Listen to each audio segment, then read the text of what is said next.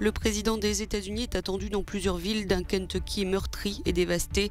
Pleurer les morts, déblayer et reconstruire prendra des mois. Des figures de l'opposition lourdement condamnées au Bélarus, parmi elles le mari de Svetlana Tikhanovskaya, qui dénonce une vengeance du régime. En France, les plus de 65 ans sommés de faire leur dose de rappel pour la vaccination anti-Covid, faute de quoi leur passe sanitaire sera désactivé. Les ministres de l'Union européenne en charge de la pêche se sont entendus sur la répartition l'année prochaine des quotas de prise entre les États membres. Aux États-Unis, le président Joe Biden est attendu dans le Kentucky, en partie dévasté par le passage d'une trentaine de tornades. Il doit se rendre à Dawson Springs et à Mayfield, ville de 10 000 habitants quasiment rayée de la carte il y a 5 jours. Alors que les sauveteurs recherchent encore des victimes, les équipes de déblaiement sont à l'œuvre et la tâche est herculéenne, affirment les autorités, l'étendue des dégâts indescriptible. Dans ce qui était autrefois un lotissement dans la ville de Bowling Green, les survivants pleurent la mort de 14 de leurs voisins, dont 7 jeunes. Ils vivaient dans des maisons séparées, mais ils ont décidé de se mettre à l'abri ensemble dans la même maison. Et malheureusement, cette maison a été démolie jusqu'au sol.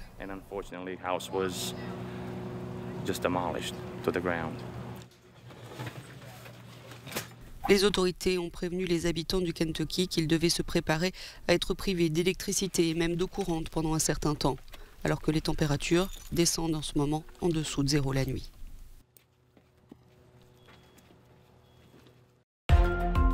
Dans le nord d'Haïti, un camion-citerne a explosé dans une rue de Cap-Haïtien. Selon les autorités locales, au moins 75 personnes sont mortes et au moins une quinzaine ont été gravement brûlées. Cet accident est d'autant plus dramatique que juste après que le camion se soit renversé, des gens s'étaient précipités avec des seaux pour récupérer de l'essence. Car depuis des mois, les Haïtiens doivent vivre avec une pénurie de carburant et la fermeture de stations-service. Des condamnations infondées et sévères. L'Union européenne a ainsi qualifié le verdict qui s'est abattu ce mardi sur 6 figures de l'opposition au Bélarus.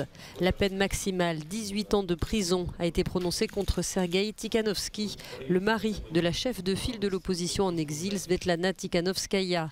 Ses autres co-accusés copent de 14 à 16 ans d'emprisonnement. Parmi eux figure notamment Mikola Statkevich, un ancien candidat à la présidentielle de 2010. Depuis Bruxelles, Svetlana Tikhanovskaya n'a pas caché son émotion. Je savais que ce serait une peine très dure, mais on ne peut pas être préparé à une telle chose. J'étais en réunion lorsqu'un de mes assistants m'a dit « 18 ans ». J'ai tout compris. Je n'ai pas pu fondre en larmes car je devais poursuivre la réunion, mais bien sûr quelque chose s'est déchiré en moi. La chef de l'opposition a dénoncé une vengeance contre elle et son époux. Il est difficile, voire impossible, d'imaginer ce que représente autant d'années de prison. C'est la plus longue peine qu'une personne a eue en tant que prisonnier politique. Et je pense que c'est une vengeance personnelle contre mon mari qui a réussi à rassembler des gens autour de lui pour protester. Et peut-être que c'est une vengeance contre moi. Le dictateur se venge, le monde entier regarde. Nous ne nous arrêterons pas, a-t-elle aussi déclaré, affichant sa détermination à poursuivre le combat contre le président Alexandre Loukachenko. Sergueï Tikhanovski et ses co-accusés étaient jugés depuis juin à huis clos, accusés notamment d'avoir participé à des émeutes massives. Presque aucune information n'a filtré sur le procès. À 369 voix pour et 126 contre, les députés de la Chambre des communes ont voté pour l'introduction du pass sanitaire en Angleterre pour accéder à certains lieux comme les boîtes de nuit.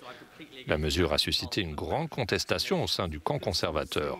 98 députés Tories ont ainsi voté contre, accusant le gouvernement d'être alarmiste, ce qui a poussé le secrétaire à la Santé à défendre la mesure.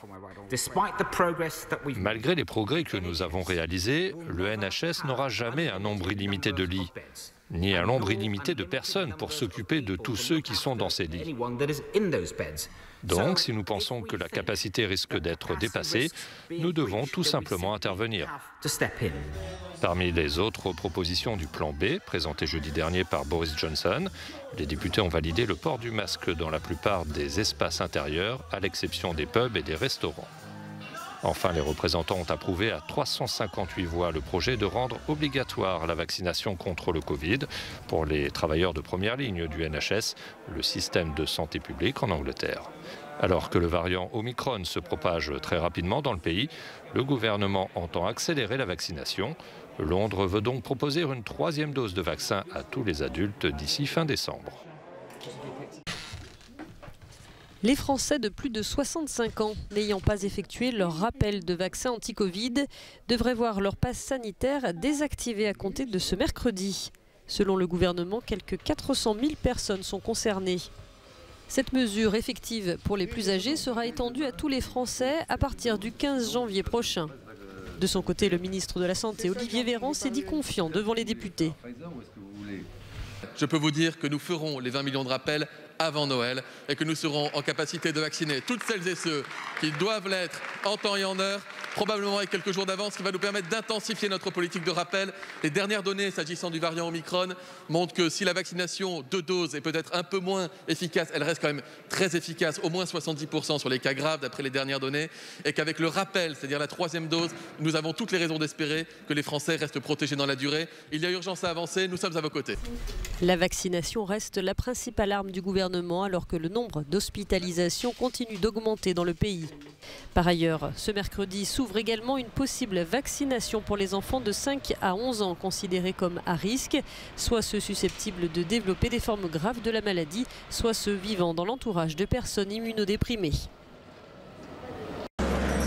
C'est l'accord européen attendu tous les ans en décembre. Les États membres de l'Union se sont entendus après de longues négociations sur les quotas de pêche pour l'année prochaine. Les pourparlers ont commencé dimanche pour définir les captures autorisées dans l'Atlantique, la mer du Nord, la Méditerranée et en mer Noire. La rentabilité et la survie du secteur de la pêche dépendent de la santé de ces stocks. Je sais que certaines des mesures sont difficiles, mais je vous rassure, personne ne devrait réaliser ces efforts seul. Pour les pays sans ouverture maritime, ces discussions ont un enjeu limité. En revanche, pour la France et l'Espagne, la négociation est essentielle. Pour la 3e année consécutive, Madrid doit revoir à la baisse ses prises. L'accord prévoit par exemple une coupe de 8% du merlu dans le sud du golfe de Gascogne et de 5% pour la sole. Il est nécessaire de préserver les ressources halieutiques, l'économie des villes et des villages de pêcheurs, ainsi que leur mode de vie. Mais pour les ONG, les ministres doivent surtout s'engager à arrêter la surpêche, en particulier en Méditerranée. Les stocks sont menacés par les capacités de l'industrie et la pollution. Les organisations de défense de l'environnement ont mené différentes actions pour alerter les responsables. Oceana regrette que les ministres en charge de la pêche aient raté une occasion d'assurer l'exploitation durable des ressources halieutiques dans les eaux européennes. Au lieu de ça, ils sont allés au-delà des avis scientifiques pour 35% des poissons de l'Atlantique et ils ont manqué d'ambition sur les efforts de réduction de pêche en Méditerranée. Dans le même temps, les pourparlers se poursuivent avec Londres sur les quotas concernant les eaux partagées entre l'Union et le Royaume-Uni.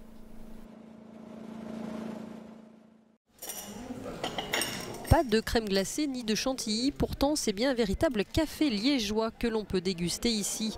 Les grains proviennent de 3 caféiers cultivés dans ces serres à l'Observatoire du monde des plantes de l'Université de Liège. Et c'est la première fois qu'un café est produit et torréfié dans la ville belge. Car cet été, la fructification a été exceptionnelle, d'où l'idée d'en faire profiter le public. Un petit peu subtil et un peu d'acidité, donc plutôt sympa. On voit qu'il y a de la douceur dans ce café. Au total, les 3 arbres ont produit 1,3 kg de café, de quoi obtenir seulement une centaine de tasses. Une production marginale dont l'intérêt est avant tout pédagogique. Ici, on les cultive quasiment sans engrais et quand on utilise de l'engrais, c'est des engrais organiques, pas chimiques, et alors pas de produits chimiques du tout. Et en plus, ici, la torréfaction a été tout à fait traditionnelle, donc c'est sans doute un des meilleurs cafés qu'on pourrait trouver en termes de coût à la planète.